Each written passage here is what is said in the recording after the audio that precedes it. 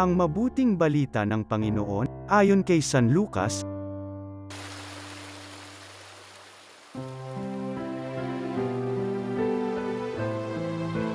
Noong panahong yun, nang may turo ni Jesus sa mga tao ang kanyang aral, siya'y pumasok ng Capernaum.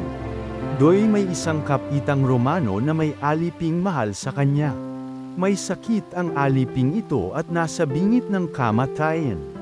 Nang mabalitaan ng kapitan ang ginagawa ni Jesus, nagpasugo siya sa ilang matatanda sa mga Hudyo upang ipakiusap kay Jesus na puntahan at pagalingin ang alipin.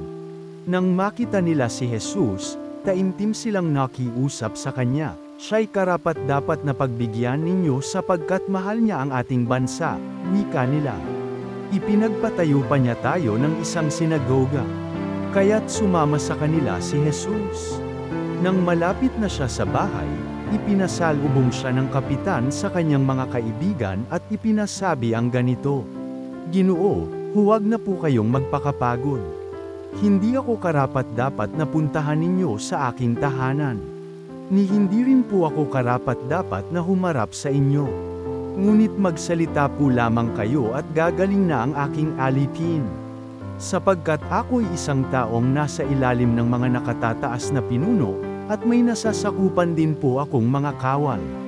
Kung sabihin ko sa isa, humayo ka, siya'y humahayo, at sa iba, halika, siya'y lumalapit, at sa aking alipin, gawin mo ito'y ginagawa niya."